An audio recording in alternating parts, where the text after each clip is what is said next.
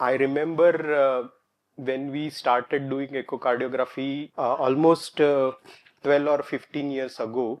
At that time, when we used to start from home, we used to tell the ward boy, "Zara machine chalu kar." So we are reaching there. So machines were that slow. We had to wheel in machine from cardiology department or echo room, and the machine used to come to OT, and then we would really struggle with even probe insertion, and then get some images which are interpretable, and then get confused. From that time on, now we have moved to time or era when almost all of the hospitals in this particular city have got their own independent echocardiography machine, and they are all equipped with TE probes, almost all of them. If not, we can very easily get them from other side. And not only that, most important thing, particularly for fellows, that we have developed so much of confidence among the surgical teams that they almost have stopped calling cardiologist for any interpretation of the TE images. So everything is dependent on the opinion given by anesthesiologist. And I would like to tell you one incident which had happened almost a year back. A patient was posted for mitral valve replacement because of mitral regurgitation, and like I usually do a transthoracic echo before taking a wall case, but that day somehow I got late and we wheeled in the patient. I inserted the probe and then immediately asked the surgical team, just wait, do not paint or drape this patient, because I found that whatever was reported in the transthoracic echo, patient has got severe MR and other thing, I could not find that much of severity of MR. So it usually happens sometimes because of under effect of anesthesia, you get one grade down for the mitral regurgitation. But I thoroughly examined the mitral valve for all possible parameters, and I very confidently told the surgeon that even though this is an insurance patient, a paid patient, this patient has got at the best mild mitral regurgitation. There is no structural abnormality in this particular patient. Mitral valve looks absolutely okay, and in my opinion, we should not be replacing mitral valve of this particular patient. Then during this discussion, he even called the cardiologist who had done pre-operative transthoracic echo. The cardiologist said that when I did echo, there was MR and BNP was raised. So probably, I don't know whether we should operate or not. But because of this sound knowledge of TE, I put my foot down. I said, no, we should not be doing MVR in this elderly lady. We withhold the decision. We had a long discussion with the patient relatives, and believe me, surgery was not done. We shifted patient just like that to the ICU, and we extubated patient, and till date, almost 1 year now, patient is doing absolutely fine without any intervention. And with not only just because I am saying it, I actually gave the CD to the patient relatives. I very openly told them, if you want any other opinion, you can take the opinion and you can follow up this patient, but there is no need for MVR. So during almost 10-15 years, we have moved so much. So that is possible only because we are so much involved in the patient. The moment we try to do trans-esophageal echo, just putting in lines and showering the tube down is not our aim. We are now in very much active decision making phase. So that is why we all should learn and embrace the technology of TE, and that's why we all are here. So again, warm welcome to all of you. So before we actually do TE, there are certain things that we should know. One thing which is at times missed is looking for contraindication. So whenever you are doing a pre-operative anesthesia exam, always look for any contraindications for TE probe, like whether there are any varices or esophageal surgery and so on and so forth. So this is very, very mandatory to do, because one of our patients was posted for AVR, but the patient had history of alcoholic liver disease and varices were clipped. So if you miss this, you may land up in disaster. And the cardiac surgeons have got both very short memory and very long memory. Short memory for their mistakes and long memory for anesthetist mistake. So either of them, until the time they get retired, he will keep on reminding that patient मध्ये तसं झालं. But so always look for contraindications. This is obviously one of the most expensive thing in the operating room. You always struggle hard to get the dedicated machine and probe in the operating theater. So always handle it with caution. Never give it to ward boys who are not experienced in handling it. You should also know what the probe looks like. What is, whenever you connect the probe, what is the code of the probe? Every manufacturer will have a different thing. So how it is attached, how it is locked. So even though these things sound trivial, but any mistake in like inappropriately connecting the probe, you may damage the threads of the probe and probe may become non-functional. You should always enter the demographics patient ID correctly so that you can retrieve the images whenever possible. That is true for academic purposes or for medical legal purposes also, because this becomes just like any other permanent record in the hospital. You can easily take out the images and give it to the patient relatives. Whenever possible, I will recommend, or the guidelines very recommend, that you should have ECG tracings, because then only you can differentiate between various phases of cardiac cycle. Sometimes it happens that the machine may record only one loop or something in order to save on the the data space that is available. So if you desire to get more loops or more images, always look for those presets. So you may like to record minimum of 3 to 4 loops to get any advanced measurements. Like if you want to do strain measurement or and all, so you should probably store minimum 3 loops. So that is what is very necessary. Another very important thing is you should always unlock the probe before insertion. This can again lead to a disaster if you keep it in lock position and give any resistance. So whenever you encounter any resistance, always remember that the cardiac surgery can very well be performed without TE. But if the patient lands up in a esophageal rupture or perforation, then it will be entirely different trajectory and you don't want to go there. Whenever you have kept the probe, when probe is inserted, always freeze the probe whenever it is not in use, because as you know, the probes get heated and continuous keeping it in on position may heat and cause a thermal injury. Always remove the probe by yourself, never give it to ward boys or anything, because there can be very important clue that when you remove the probe, there can be a blood on the probe or something that can alert you to have a possible injury on the probe. And most important thing is always convey your findings to the surgeon. At times, if you give surgeon a important input that sometimes patient has undergone balloon mitral valvotomy previously. So in those particular patients, the LA may not be very big, and the small LA is nightmare for the surgeons to fix the mitral valve. So you can always give them this important input that LA appears to be disproportionately small. So surgeon will instead of an LA, so that can ease them up. So by doing these small things, probably you gain the confidence of the surgical team, and that is how you improve the communication, and that's how they start believing more in you. Okay, so that is very important, and always remember that you may be wrong. So at times you might have said that annulus, I think aortic annulus appears only 18 or 19, but it might be 21. So you can genuinely tell, okay, because of the heavy calcium, I thought it is 90, but it is good that. So always accept that you can be wrong. And as I told, that TE has got tremendous potential to change the patient life. It can change the surgery, it can change the overall outlook of the patient. So a cardiac anesthetist is without TE, someone like this. You remember this guy?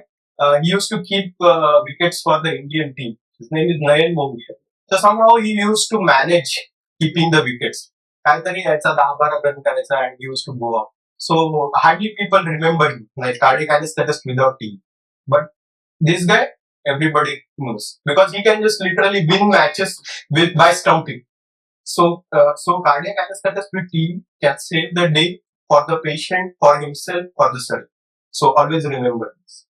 we did this survey almost 10 years back, and we documented that there are huge variations of practice in the perioperative period.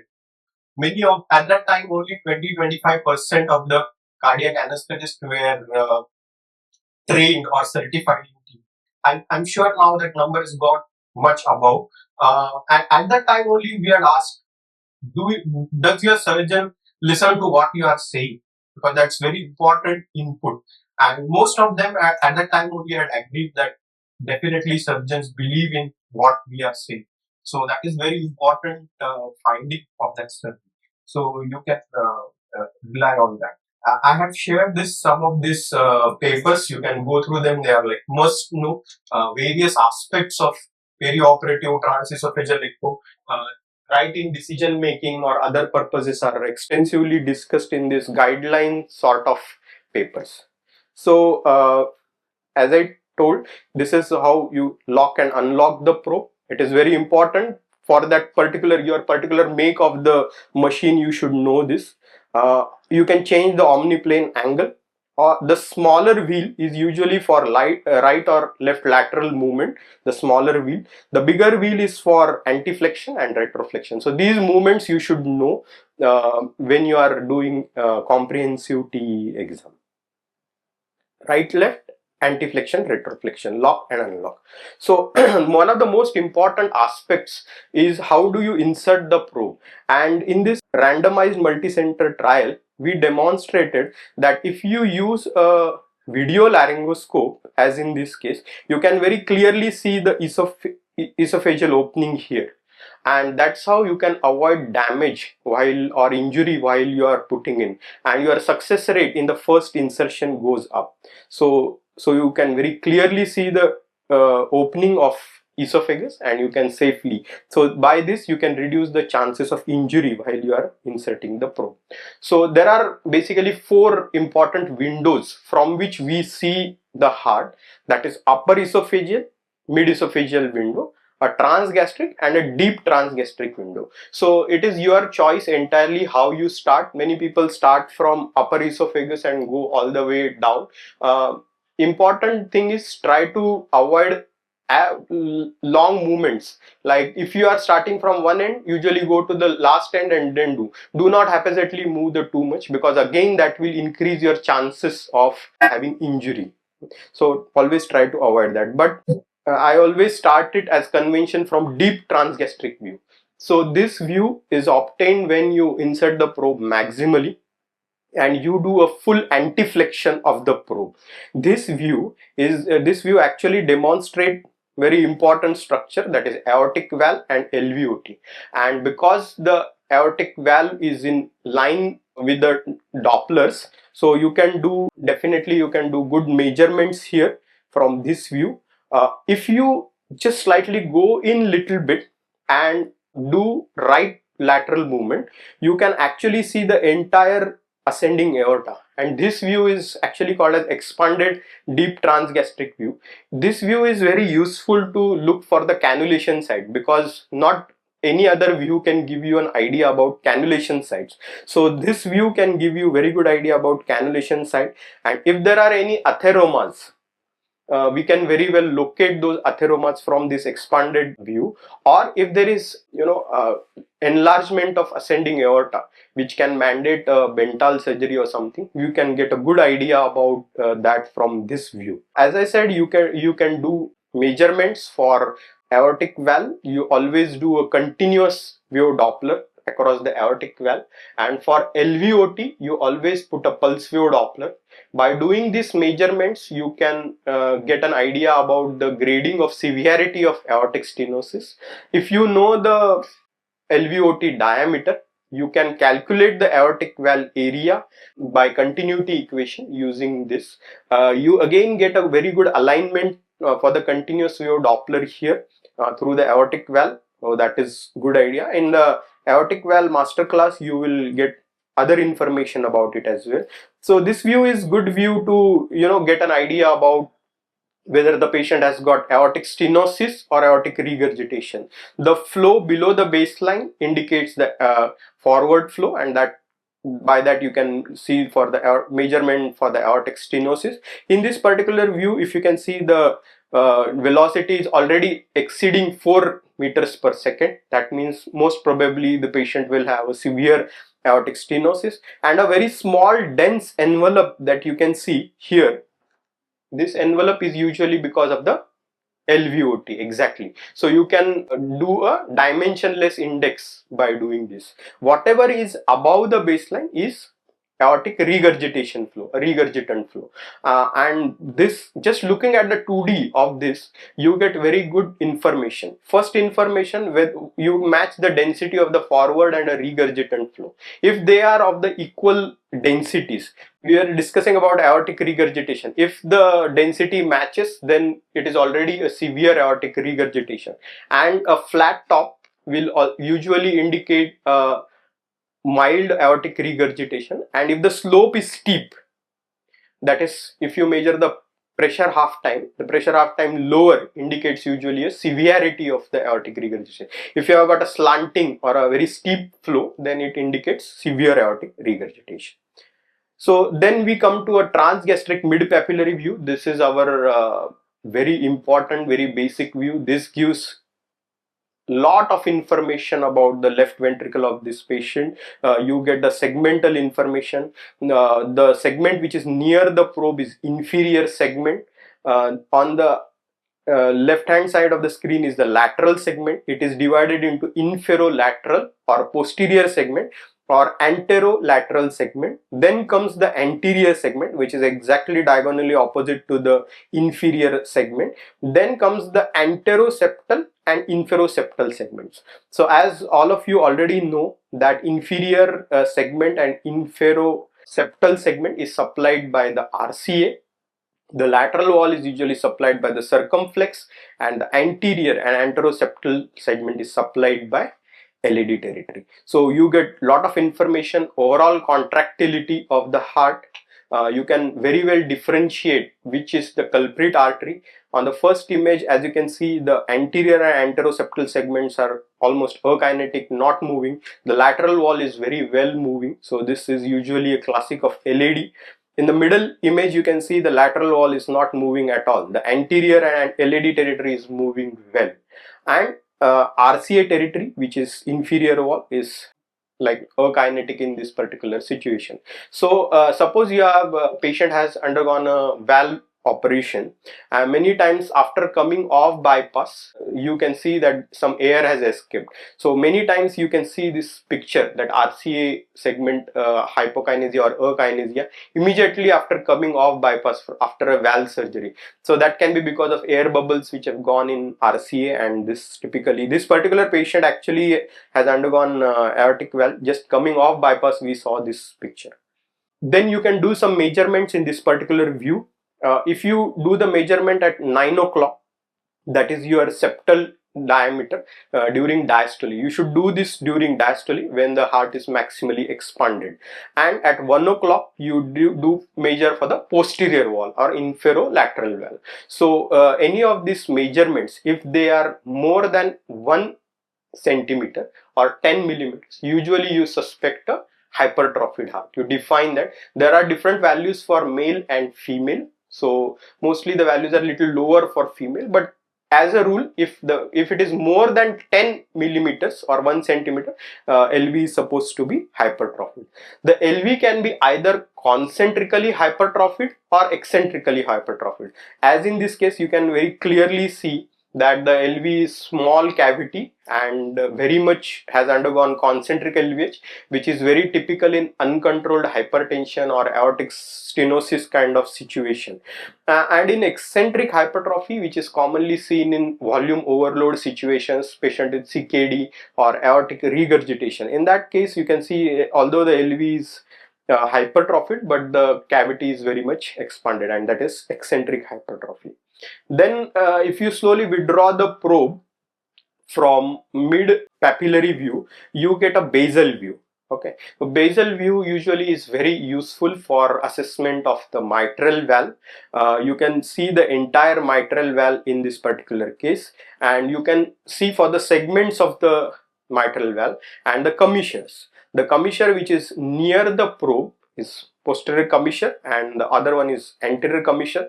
The leaflets near the posterior commissure are A3 and P3. The anterior leaflet being bigger and the posterior leaflet being smaller. But you can see for any flail segments, or you can see for, if you put a color flow in this, maybe you can get a quick idea about from where the jet is arising. You can again get a very good idea in mitral stenosis patient about the commissural fusion. So you can get a good idea from this particular basal view. Then if you increase the omniplane angle from 0 to 90 degrees, you get what is called as Trans-Gastric two-chamber view. And when we say that LV is dilated or not, you have to measure the internal diameter of the LV, and this particular view is very essential for measuring the internal diameter, and that's how you freeze the image. You get to the diastole and measure it just at the insertion of the chordae, I mean. And this view is again very useful view to get idea about the subvalvular apparatus. As you can see, you get a very good idea about the chordae, the overall papillary muscle, and again you get an idea about the segments of the LV. That is, this will be the inferior segment of the LV. Basal, mid and apical is not seen, and this will be the anterior wall of the LV, where this is the basal segment, mid segment, and again apical segment is not seen. So you get a good idea about overall LV function. Whether LV is dilated or not is defined from this view. LV is hypertrophied or not from mid-papillary view. LV dilated or not from transgastric two-chamber view. Then if you still increase the omniplane angle to around 120 to 130 degrees, you start seeing the aortic valve in picture on the right side. This view again is very useful to do the Doppler assessment of the aortic valve. You can do a LVOT assessment by putting in a pulse wave Doppler. You can get an aortic valve gradients here, similar to what we saw in the 5-chamber or a deep transgastric view. So you get an idea about all this. So I'll just demonstrate these transgastric views first on the simulator. So this is probably the best simulator available at the moment in the market. So I'll just give you an orientation on how the screen looks, and that is how we will be discussing all day throughout. So we have got a live image on the right side, how the overall heart looks like, but what we are more interested here is to know how to get which image based on this particular image. Okay, so you can actually see where the probe is. So this is actually depth of the probe, and as you can see, this is anteflexion, the blue sector which moves there, anteflexion, and this is the retroflexion. So when you do it actually in your operating room, remember that your probe is at the same place, but how you can cut it right from aortic valve or aorta to the apex, and then this is your right or left movement, or you can do the right or left movement from the smaller wheel. So that is how you have to always imagine yourself where your probe is, and to know the probe position, there is a guide here in the center, and that usually defines where our probe is.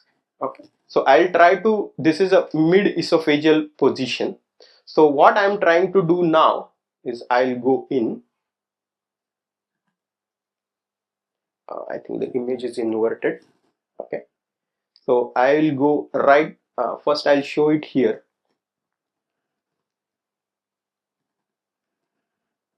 So I will go right up to the apex of the heart. Okay, here all the way up to apex of the heart. Now I have reached to the apex of the heart, and now I have to do anteflexion. So as you can see, while doing the anteflexion, I am seeing more of aorta, and now you can see the image here. Vikram, invert Q. Oh, okay, multiplane somebody. Okay, somebody tried to play a trick here. Okay, so this is how you anteflex the probe and you get an aortic valve in center. The movement of the probe is little different from what we actually simulator, is little different from how we get the tactile feel is very different. So because there is no lubrication here, at times it can be little challenging to get all the views. So as you can see, we got the aorta in aortic valve in center. Okay, so we can do actually the measurements here. We can put a color flow. Always we put a color flow, see for the how the direction of the blood flow is there, and we can put a pulse wave across LVOT and a continuous wave Doppler across aortic valve. So now I slowly withdraw the probe, reduce the, so this is, which is this view now? Which is this view? This is short axis, but this is apical. So this is, we are exactly at the apex of the heart. We can actually reduce the depth here. Now as you can see, we are right at the apex of the heart. So this is a transgastric apical view. As we withdraw the probe little bit, we get to see the two papillary muscle, and this is the transgastric mid-papillary view. Okay, if I increase the antiflexion a lot, again we can see the aortic valve coming in. So this is now a very ideal view or ideal position to look for the flow across aortic valve and do the measurements for the aortic valve assessment. So I have reduced the antiflexion a little bit. You can see the probe movement here. So I was somewhere here. This is apex of the heart. This is apex of the heart. Slight antiflexion, and I am at the mid level. So I am at the mid papillary level, and little more and withdraw it a little bit, and I can see the basal view or the mitral, all the leaflets of the mitral. All the posterior commissure is here, anterior commissure is here, A3, A2 and A1. On the smaller leaflet, that is your PML, this is P1 segment, P2 and P3. And if I increase the angle at the mid papillary view to 90 degrees, you get the two chamber view. This can be achieved even before 90 degrees in some of the patient based on where exactly your probe position is.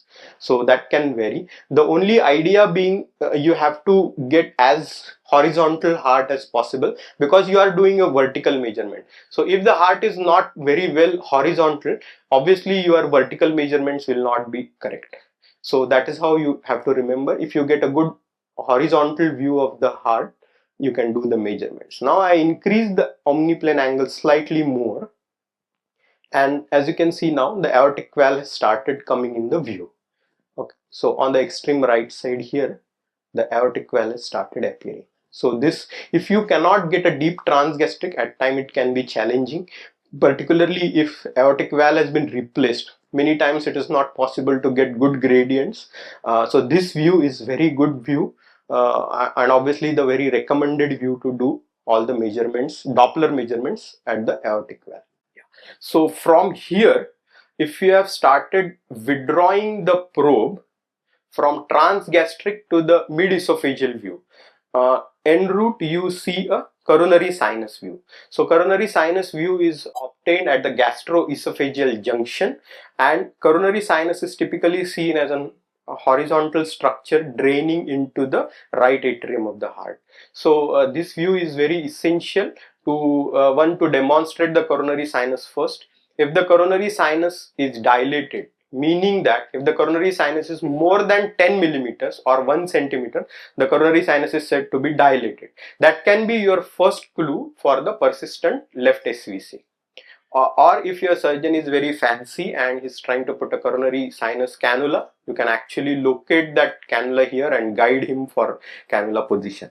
The commonest cause of a dilated coronary sinus is congestive heart failure. If the patient is very chronic and coronary sinus is dilated, that is one of the first commonest causes, or it can be persistent left SVC. The moment you see a dilated coronary sinus in this view, you immediately go to a two-chamber view. In that two-chamber view, I'll demonstrate that. First you see a left atrial appendage, and beyond the left atrial appendage, normally there is pulmonary vein draining in. that is right pulmonary vein, upper or lower. But if you see a round tubular structure in between the left atrial appendage and the pulmonary vein, that is your left SVC. So you have a suspicion in this view, and you confirm that in your two chamber view, and to exactly demonstrate that, you have to take an IV cannula on the left side and push it forward. So you get a very good swirl sign in that particular SVC. So that is how this view is very important. Then comes our parent view, that is mid-esophageal 4-chamber view, because conventionally 4-chamber is what comes to our mind when we say heart. So this view is a very good view to assess for the overall sizes of the right and left ventricle or even the atria. So you can immediately get an idea about the left atrial dilatation. You get an idea about two walls of the LV, that is inferoseptal and anterolateral wall of the LV. So again it will be divided, this will be the basal, mid and apical segment. So you get a good idea, you get to know whether the RV is dilated or not. If the RV is of the same size that of LV, then RV is supposed to be already dilated, and if the RV occupies apex of the heart, that means RV is massively dilated. So that's how you get a visual idea about the RV dilatation. So overall contractility of the LV, this view is very important for measurements of ejection fraction, measurement for mitral inflow velocities, tissue Doppler velocity. So multiple uses of this particular view. So whenever you are doing ejection fraction measurements by Simpson's method, you have to always avoid this foreshortening. The foreshortening is one of the commonest issues when you are looking at the 4-chamber view. How you can avoid it, I'll just show it on the simulator, that you need to do some retroflexion and you got to see the apex of the heart well. Okay, and if you do a 4-chamber and a 2-chamber view, then the difference of the volume should be less than 10%.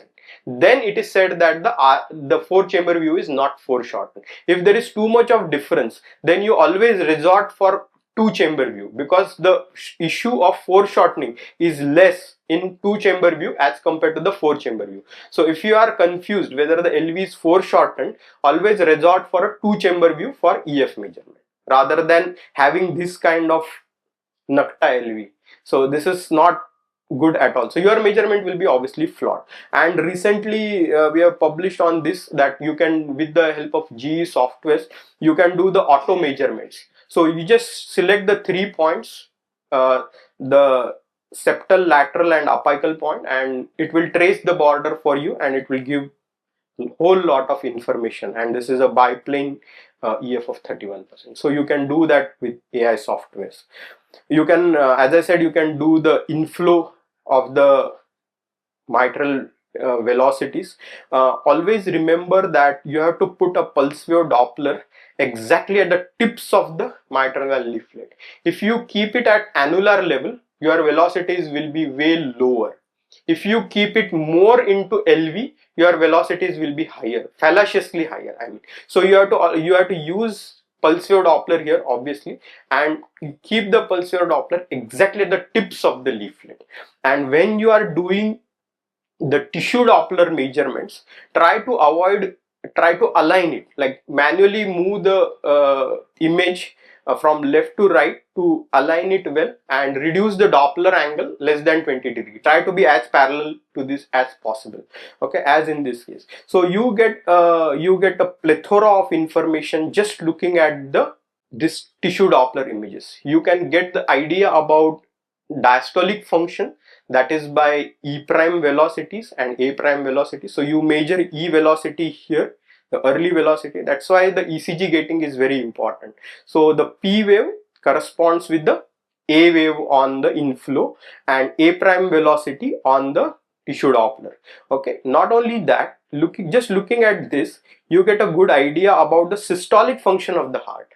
So if the S prime velocities, that is below the baseline, if your S prime velocities are below 5.5, then the LV systolic function is also reduced. So just looking at one image you get an idea. So this image you get an idea that the E prime velocity is also lower and S prime velocity is also less than 5. So you get an idea about overall both systolic and diastolic function of the heart. Nowadays it is very much recommended to use an RV focused view to do for the right heart measurements and to do the tricuspid valve assessment. So RV focused view is you have to rotate the probe manually on the right side, okay, or you can just rotate the smaller wheel to get it into. So here the idea is the entire RV should be seen and most part of the RA should be seen and LV should go out of the picture as is shown in this particular view. So now you do a tricuspid annulus measurement using the RV focused view. Okay, so another important thing that you have to remember, because I said you have to enter the patient demographics. So patient body surface area, you have to, the machine will automatically calculate, or you have to ask the perfusionist. So the tricuspid regurgitation. So for tricuspid regurgitation, if the annulus, for the moderate tricuspid regurgitation, if the annulus is more than 21 millimeters per meter square, then you ask the surgeon to do for the tricuspid repair. Okay, so imagine a patient who is 140 centimeters and 40 kilos. Her body surface area will be around 1.3 or maximum 1.4. In that particular case, even your 30 millimeters of tricuspid annulus will need a tricuspid repair. Okay, in contrast, if it is a 170 centimeter patient weighing 80 kilos, the body surface area will be 1.7 or 1.8. In that patient, the annulus threshold will be 40. If you have got a severe tricuspid regurgitation, definitely you have to repair that tricuspid valve, but this applies only for the moderate tricuspid regurgitation. If you increase the omniplane angle to 90 degrees, how you ideally get a two chamber view is you should be able to see the left atrial appendage. The wall which is in continuity or in relation to the left atrial appendage is the anterior wall and the inferior wall. As I said, you can avoid foreshortening in this view, and you can see this is common ridge there, and if you just twist or rotate the probe little bit, you see the pulmonary vein coming into that. So you can do for the pulmonary venous Doppler. Two chamber view is obviously very essential for left atrial appendage clot detection, and now you can see this is the clot, this is common ridge, and this is the pulmonary vein coming in. Then if you increase the angle to around 120 to 130 degrees, you get to see the mid-esophageal long axis view. So this can be different from aortic wall long axis view, but this in this view you can see the anteroseptal and inferolateral wall of the LV. Two definite leaflets of the mitral wall which are seen are the A2 in relation to the LVOT and P2. So why it is so much important to know the segments and which segment is involved. So this particular patient actually collapsed while shifting from OT table, and we immediately inserted the probe. The surgeon had got doubt about the LAD because LAD was very heavily calcified and he had to do endarterectomy. But the image that we obtained was this. The almost CPR was going on for this patient. There was free MR going in. So we immediately informed the surgeon that most likely this is not the LAD. This can be because of the OM graft issues. So by that time surgeon was opening the wires again, and he said no, I'm almost certain that this will be LAD. But to his surprise, when he opened the wires, there was a kink on the OM graft. Because we can very clearly see that there is lateral wall akinesia and free MR, which is, and the septal segments are well contracting. So that was never an LAD issue. The moment he revised the OM graft, the lateral wall started moving very well and there was no MR. So that's how this segmentation, can be very useful to know exactly which vessel is at problem. So now this is the mid-esophageal aortic long axis view. You have to little bit twist, turn the probe on the right side to get a good view of the ascending aorta and to see for you can do measurements in this. Again, you have to remember that you have to do measurements in two phases. One, the LVOT and aortic annulus measurements are always done in mid-systole, and they are done from inner edge to the inner edge. So these two measurements, when the aortic valve is maximally open, so you get to see for the diameter, that is 23 millimeters here, and this view gives a very good idea about which prosthesis the patient is likely to take.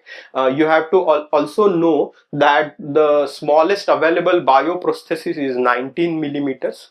The smallest available mechanical prosthesis is 16 millimeters, that is available by Bicaval nowadays. So if you are planning for a tissue wall, surgeon is planning for a tissue wall, and if you see annulus which is only 19 or less than that, you have to alert him immediately that you may not be able to put a tissue wall in this particular patient. So that is the importance. Then you have to do this sinus measurement, the junction and the ascending aorta measurement in the end diastole. So here you do these measurements, and this is to define whether the patient will need a Bental or not. So this will be dealt in detail by next speaker Amish on mitral valve assessment, but I'll just show you. So these are the examples where you should know which leaflet is prolapsing. As I said, in this long axis view, it is particularly seen as P2 is prolapsing. On this view, it is A2. As you can see, a cord coming in right in the left atrium, that is chordal rupture, and you can know that this is a bileaflet or a Barlow's disease. Then this view at around from 90 to 120 degree, if you rotate the probe to the right side, you can see the right upper and lower pulmonary vein draining into the left atrium. So this view is essential for Doppler interrogation of the pulmonary vein and to diagnose about the partial or total anomalous TAPVC or PAPVC. So this view is very important. You can do Doppler assessment, and again this ECG tracings are very much essential for you to know which phase is which. So that's why which is S, that is S wave, that is just after the systolic phase or QRS complex, and then diastole. Then from this long axis view, if your probe allows for a straight 90 degrees or a biplane mode, if you have available, then this is the mid-esophageal aortic called short axis view, also known as a wrap around view, where the RV is wrapped around the mitral aortic valve in center, which shows a classic Mercedes-Benz sign with the interatrial septum, right atrium, tricuspid valve, free wall of the RV and the pulmonic valve. So you can look for the free wall RV contractility in this particular view. You can look for the tricuspid regurgitation, and you can see for the aortic valve overall morphology and the structure. At times you get a bicuspid aortic valve. You can very well diagnose from the short axis view. So coming back again to around 90 to 120 degrees, you get a bicaval view. The view is very essential or important to look for all the wires or catheters and how exactly in minimal invasive surgery also. So it is very easy to for you to get fooled, because if the wire is not seen and surgeon is saying खूपच छान गेले काहीच problem नाही, but unless you see, you never believe it. Unless you record, never declare it. So you have to always record. Whenever you see the wire, you have to keep this image. Always record it, because that is very important. If it has happened, almost 4 attempts were done, absolutely freely going from the femoral vein, no issues. I said, I can't see it. If I can't see it, I can't see it. There's no issue about it. Then he said, no, wire is going very freely. Then I went into Trans-Gastric view, went into Trans-Hepatic view, and demonstrated that it was going in the hepatic vein. So imagine that big cannula going in hepatic. So it can just rupture the liver and patient will die on table. So unless you see it by yourself, never believe in it. So that is one thing. You can, and in this particular case, you can see the PA catheter going nicely from IVC tricuspid valve and going on the way. So you can diagnose the ASD from this view. You can type the ASD, whether it is secondum ASD or a primum ASD, where it will be, if it is SVC type, it will be, the defect will be seen here. You can also demonstrate a partial PAPVC here from this view. And if you modify it little bit, you can get a good alignment for the tricuspid valve also. You can demonstrate for the TR, but this view is not very good for measurement of TR vena contracta, but you can do a very good PA pressure assessment from this view, because the view is very good aligned for the PA pressure assessment. The examination then completes or concludes with aortic views. This view is very important, descending aorta view. So completely rotate the probe by 180 degree. Reduce the depth as much as possible, because the descending aorta is just next to your probe, and at 0 degrees you see a short axis. At 90 degrees you see the long axis. This view is again very important view to see, look for the guide wires or look for the balloon pump in this particular patient. So the balloon pump again can if the pressure is very low, you are not sure, because it can be an emergency, you are not sure whether the wire is in place or not. This view is very important or very good view. The balloon pump going in there and balloon pump is inflated. So this view is very important. So from descending aorta short axis view, if you slowly withdraw the probe, okay, at 0 degrees you see the arch coming in. So arch is the probably only structure where the long axis is seen at 0 degree. So most other structures, the long axis will be at 90 or 120 degree. So arch is the only structure where it is long axis is seen at 0 degrees. And moment you do it 90 degrees, you will see the arch in short axis. So in this particular case, you can see somebody saying hi there. That's an atheroma in the arch. And either if you come from a 4-chamber view upward, you can see this ascending aorta short axis view. So here the ascending aorta is in the center, the main pulmonary artery getting divided into right and left pulmonary artery here, and the PA catheter very correctly placed at the main pulmonary artery to the RPA junction. On the left side squeezed is the, which structure will be here? SVC. So you can very well see the structure, the PA catheter, one here and one going right up to there. If you increase the omniplane angle to the 90 degrees, you get to see the ascending aorta in the long axis, and this view is very ideal to do for the measurements or comment whether the ascending aorta is dilated or not. So some do's and don'ts. So as you can see on the left side of the image, I want to focus on the aortic valve, but the the structure is very wide open, so that will reduce the frames per second and reduce the resolution. So whatever structure you want to focus, get it into center and keep the width, sector width, as low as possible. Do not increase the sector width too much, because that will drastically reduce the frame rates. If you want to look for the regurgitation or flow across one particular structure, here it is mitral valve, do not keep the color window all over the place. That will again reduce your frames per second, and you will just see too many flows coming in from everywhere, and you will unnecessarily get confused. So if you want to see for the MR, focus it right in the center on the mitral valve. Keep the color box as small as possible and as oriented. Like if you want to demonstrate accelerated flow across mitral valve, keep it below the mitral valve just little bit and demonstrate the flow correctly there. So keep the color box as small as possible. Do not keep unnecessary depth, because that will again reduce your resolution. These are the two same exactly taken 1 minute apart. But if you have kept the depth more than 20 centimeters, obviously your frames per second will be very low. You will be wasting lot of your imaging sector. In this, image resolution immediately improves, and you can define the structures well on the image on right side. So always align the Dopplers to the color flow. Okay, so if you have to measure aortic valve gradients, the mid-esophageal views are definitely big no. You have to get into deep transgastric or a long axis view. So always remember to align them.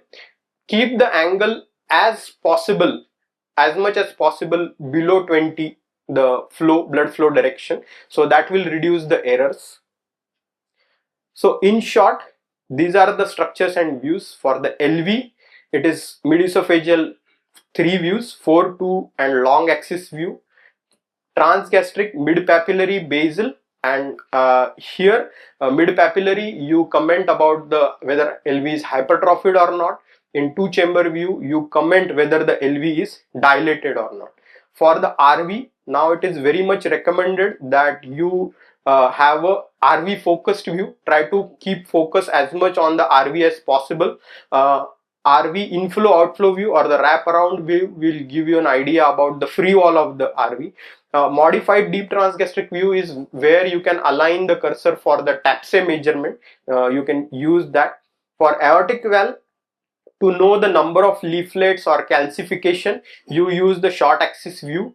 To measure the annular dimension or to measure the ascending aorta or LVOT diameters, you resort to a long axis view. This can be different from ME long axis view. This is ME aortic wall long axis view. So you rotate the probe on the right side. I'll just demonstrate that in a minute, and then you can do it. For the Doppler assessment, do a transgastric long axis or deep transgastric view. For mitral, resort for a 4-chamber commissural view for commissural fusion, 2-chamber view and a long axis view. Transgastrically, you resort for a basal view to define all the leaflets and a 2-chamber view for the subvalvular apparatus. For tricuspid valve, again the RV focused view, RV inflow view, modified bicaval view to align it correctly to do for the TR measurements. And aorta, 6 views, descending, arch and ascending aorta, long and short axis view. Remember that arch is the only structure which is seen in long axis at 0 degrees. So I'll just show the mid-esophageal views and then I'll stop.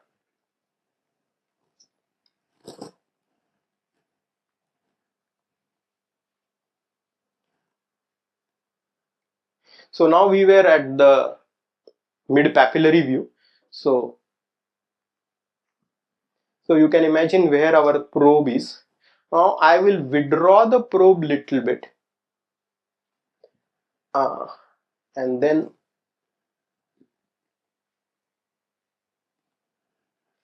withdraw the probe little bit, withdrawing it, and now at the same time I have to do some retroflexion. So this is anti-flexion. The blue sector is going all the way up, so I want to align it with the apex of the heart.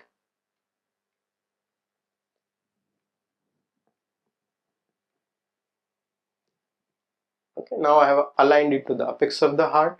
Adjust the depth little bit. So now this is what I was saying, this is for LV measurement. Okay, and now if you have to do the tricuspid annulus or the RV view, so just manually rotate it on this side. So this will get the RV into complete picture and you can do a tricuspid annular measurements here. From here,